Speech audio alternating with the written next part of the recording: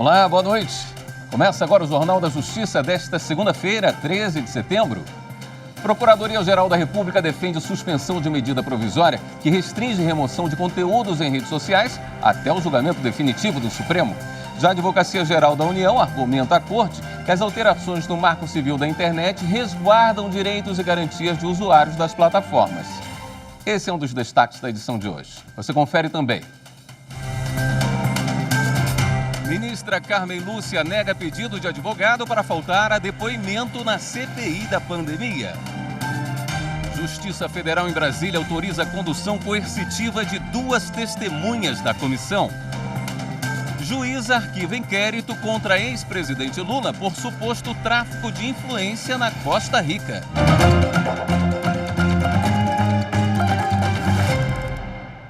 Atendendo à determinação da ministra Rosa Weber, vice-presidente do STF, a Procuradoria-Geral da República e a Advocacia-Geral da União se manifestaram sobre as ações ajuizadas por partidos políticos que questionam a medida provisória editada pelo presidente Jair Bolsonaro, que restringe a exclusão de conteúdos e de perfis de usuários das redes sociais. Nas ações, 6 partidos políticos sustentam que, ao impedir que as empresas administradoras das redes determinem a exclusão, o cancelamento ou a suspensão total ou parcial de contas ou de perfis nelas presentes, a norma viola preceitos constitucionais. As legendas alegam ainda que a medida que altera o Marco Civil da Internet também torna mais difícil a remoção de conteúdo que promove a desinformação nas redes. Assim, pedem a suspensão imediata da eficácia da MP.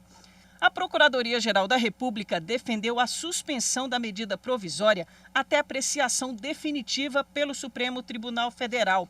Para o Procurador-Geral da República, Augusto Aras, é prudente que se aguarde a deliberação do Congresso Nacional sobre o atendimento dos requisitos de relevância e urgência na edição da MP 1068 de 2021, ante as peculiaridades de sua tramitação, sem prejuízo do posterior análise do cumprimento daqueles mesmos requisitos pelo Supremo Tribunal Federal, nos limites definidos pela própria jurisprudência da Corte. Para Augusto Aras, por se tratar de medida provisória, as normas previstas entram em vigor imediatamente na data de publicação e, por isso, há um prazo curto para adaptação, o que gera insegurança jurídica. Por sua vez, a Advocacia-Geral da União defende que as empresas administradoras de redes sociais terão prazo de 30 dias para adequarem as políticas e termos de uso às novas disposições. Também defende que a medida foi pensada para proteger a liberdade e o direito dos usuários, assim como para trazer segurança jurídica às relações entre internautas e provedores, preservando a internet como um instrumento de participação democrática. Além disso, a AGU considera que o texto não impede o combate às fake news pelas empresas, apesar de exigir que isso seja feito com fundamento em hipóteses de justa causa. A ministra Carmen Lúcia negou o novo pedido do advogado Marcos Tolentino para faltar a depoimento na CPI da pandemia.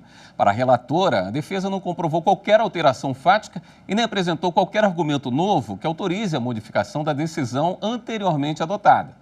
No final de agosto, a ministra Carmen Lúcia concedeu a Tolentino o direito de permanecer em silêncio durante o depoimento somente nas questões que possam incriminá-lo, mas que, na condição de testemunha, ele é obrigado a comparecer à convocação da comissão. Mais cedo, a Justiça Federal no Distrito Federal autorizou a condução coercitiva de Marcos Tolentino, caso ele não compareça ao depoimento marcado para amanhã.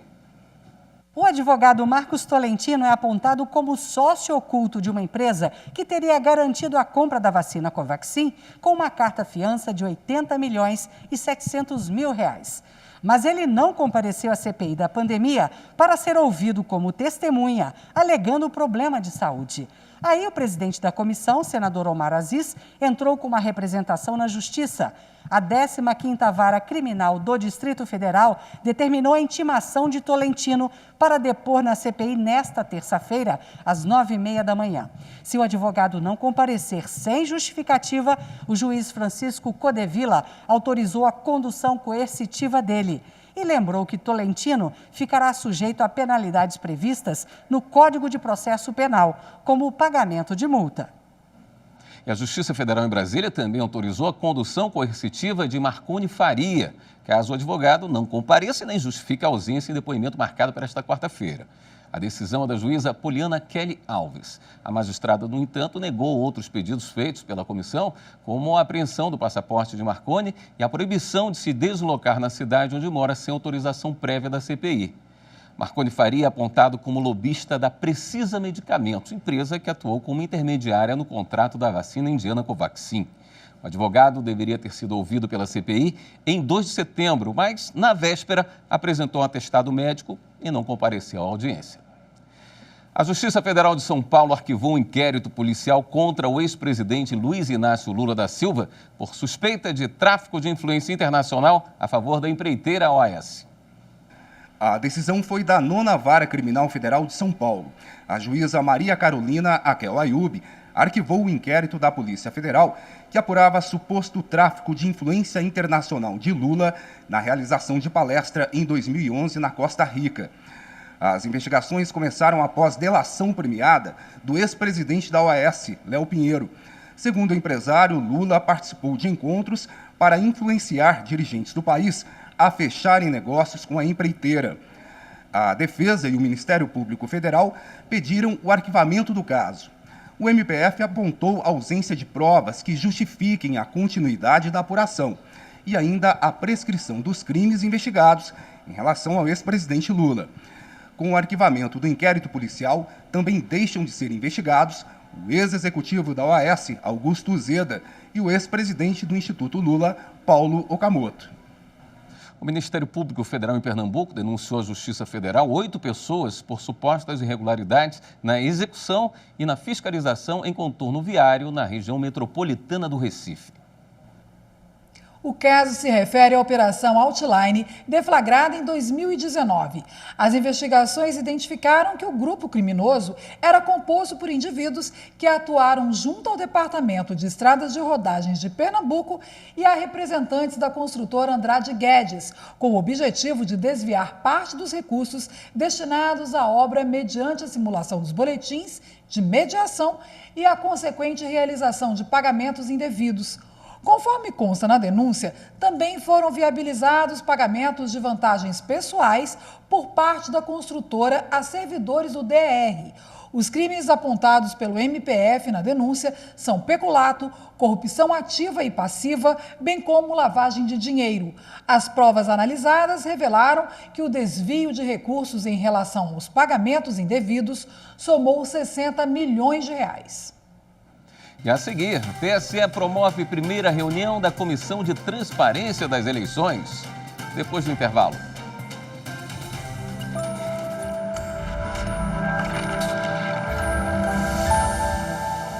A Constituição Federal de 88, ela tem foco na democracia e nos pressupostos de liberdade e igualdade social que também fundamentam o Estado Democrático de Direito e faz parte também dos anseios do povo brasileiro.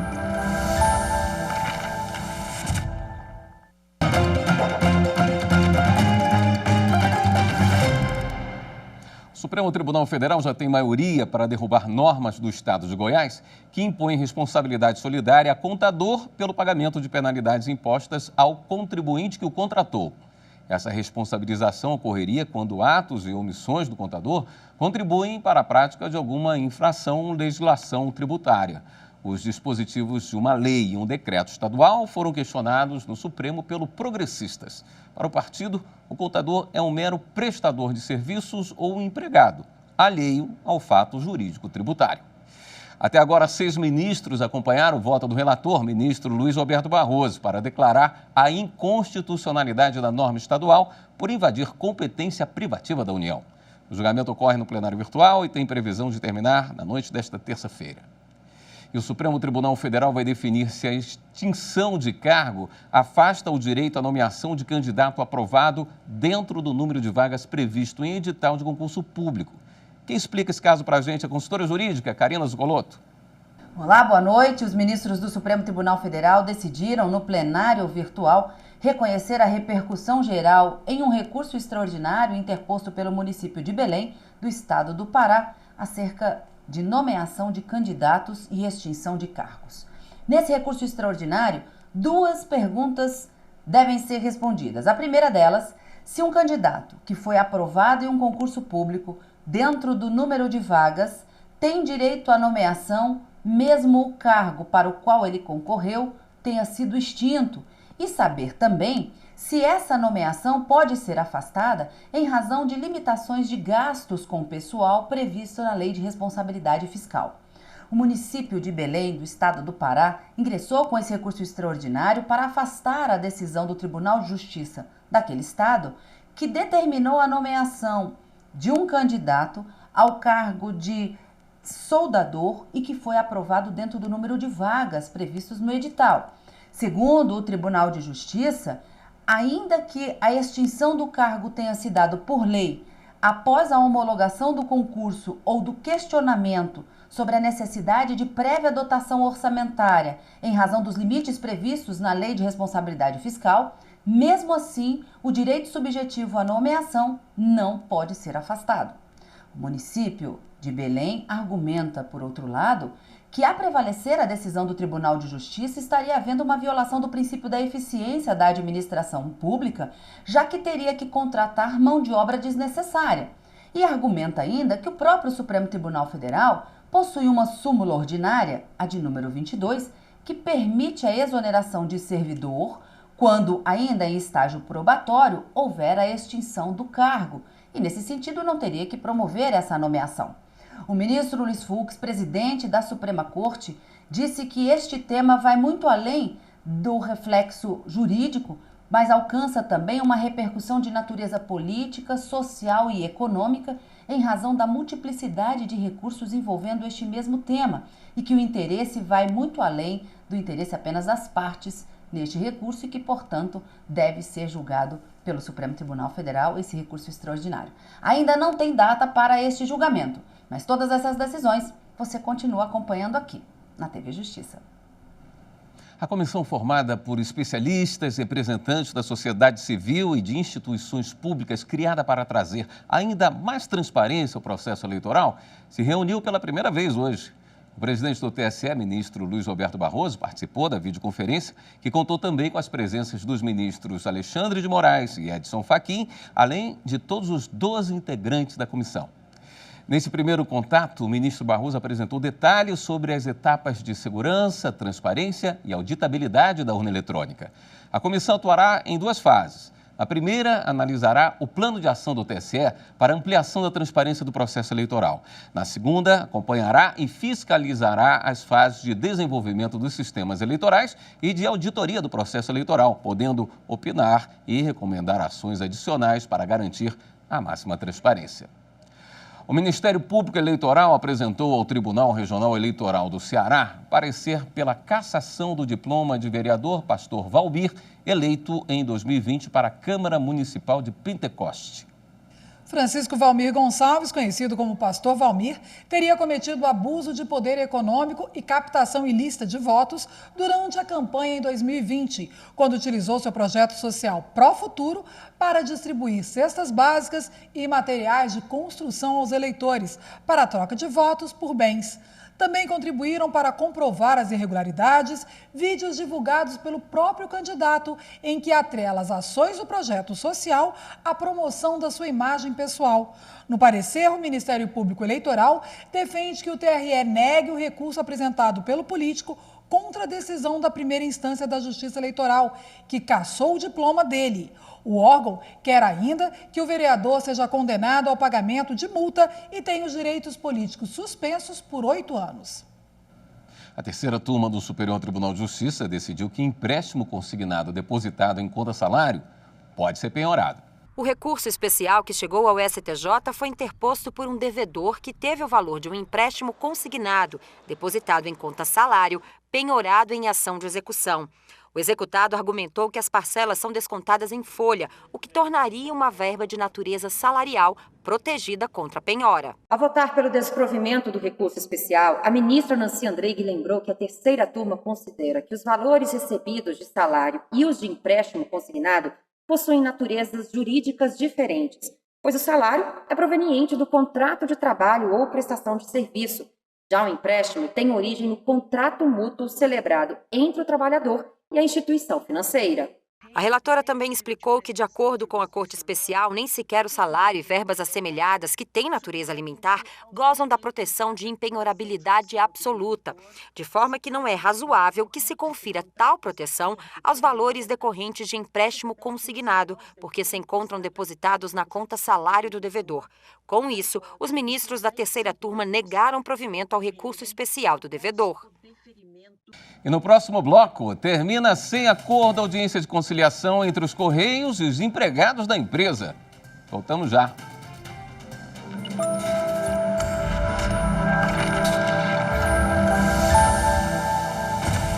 A nossa Constituição, em vários artigos, ela preza pela solução pacífica das controvérsias dos seus cidadãos. Então, ela é dinâmica, ela sempre atende aos anseios da sociedade e cada vez mais nós temos que prestigiá-la para que continuemos o Estado democrático de direito.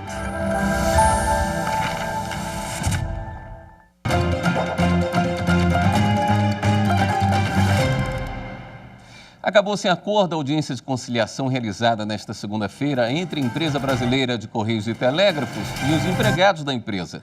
A audiência foi conduzida pelo ministro Agra Belmonte, do TST, por videoconferência.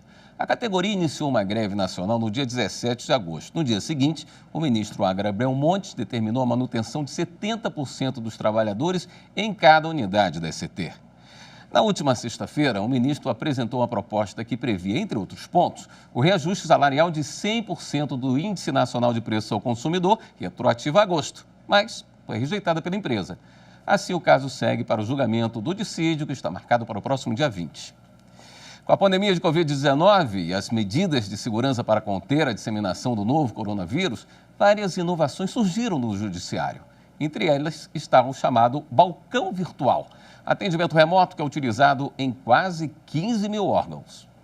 O primeiro balcão virtual surgiu aqui no Tribunal Regional do Trabalho de Rondônia. Foi logo no começo da pandemia de coronavírus, em março do ano passado. Pela tela do computador, em qualquer lugar do mundo, o advogado ou outro cidadão passou a entrar em contato com funcionários da secretaria para tirar dúvidas sobre processo judicial ou pedir uma audiência com o juiz, por exemplo. Tem um poeta, Tiago de Mello, que diz que nós não precisamos de novos caminhos, mas de uma nova forma de caminhar.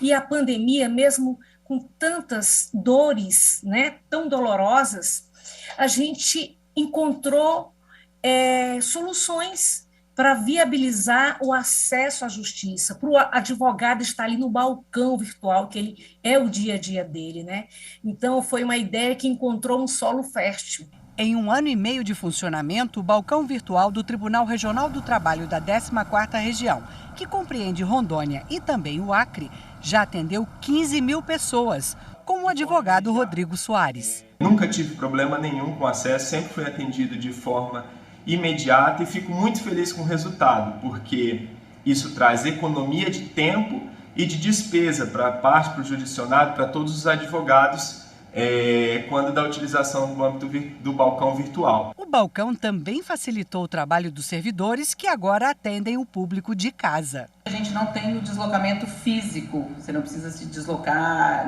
você evita o trânsito, acordou, ligou o computador, já estamos disponíveis para o atendimento que se fizer necessário. A iniciativa deu tão certo que o Conselho Nacional de Justiça decidiu criar uma norma para funcionar no judiciário do país inteiro. O balcão virtual se tornou obrigatório em quase 15 mil órgãos, como os tribunais, Justiça Militar, do Trabalho e Estadual. A resolução que regulamenta a criação da plataforma de videoconferência prevê que o balcão virtual deve funcionar durante todo o horário de atendimento ao público de forma similar à do balcão de atendimento presencial. O link de acesso da unidade deve ser publicado no sítio eletrônico dos tribunais, preferencialmente junto aos telefones e endereços eletrônicos de cada unidade judiciária. O Conselho Nacional de Justiça montou uma força-tarefa para fiscalizar e verificar o funcionamento da norma em todo o Brasil. A ideia que nasceu na pandemia deve permanecer depois dela como mais uma forma de atendimento ao público. O judiciário brasileiro tem sempre estado um passo à frente dos demais poderes nessas ideias de inovação. É o que nos faz até repensar aquele conceito de que o judiciário é o poder mais conservador. Talvez não seja, talvez seja o poder mais inovador. É uma nova forma do poder judiciário caminhar. E creio que já vai além pós-pandemia. E o atendimento pelo balcão virtual chegou hoje ao Tribunal Superior Eleitoral. O serviço possibilita a advogados e quaisquer pessoas interessadas em processos que tramitam na Corte Eleitoral o atendimento individualizado por meio de videoconferência. O balcão, disponível no portal do TSE, serve para tirar dúvidas e prestar esclarecimentos processuais. Ele também vai proporcionar ao TSE uma redução de custos indiretos que o tribunal tinha com demandas físicas. O horário de atendimento do balcão virtual do TSE é de 1h da tarde até às 7 da noite. E a Justiça Federal em Brasília disponibiliza agora um serviço de atendimento virtual automatizado. É o chamado chatbot. Ele é pioneiro entre os tribunais da primeira região. A assistente virtual é um chatbot ou bot de conversa que responde às perguntas mais frequentes de maneira automatizada, agilizando assim o andamento das demandas simples e repetitivas que chegam diariamente à Justiça Federal em Brasília. O chat pode ser acessado na página www.trf1.jus.br/sjdf. Internamente, já atende também a demandas do setor de tecnologia da informação do TRF1. O projeto piloto da primeira região pretende agilizar o tempo de atendimento e melhorar a experiência do usuário em relação a assuntos de seu interesse na Justiça Federal. A ferramenta foi idealizada pela Corregedoria Regional da Primeira Região e pela Secretaria de Tecnologia da Informação do TRF1, com a participação da Seção Judiciária do Distrito Federal. A assistente virtual estabelece uma espécie de diálogo com o usuário para fornecer informações rapidamente e iniciar fluxos de trabalho. Questionamentos relacionados a processos em andamento e certidões são alguns dos serviços disponíveis no banco de dados. Além disso, o usuário também pode se informar sobre plantão judicial e contatos das varas e unidades administrativas, da Central de Mandatos e do Centro Judiciário de Conciliação. O usuário pode enviar sugestões para melhorar o serviço no e-mail nucju.df@trf1.jus.br. Esta edição do Jornal da Justiça fica por aqui. Uma boa noite para você. Até amanhã.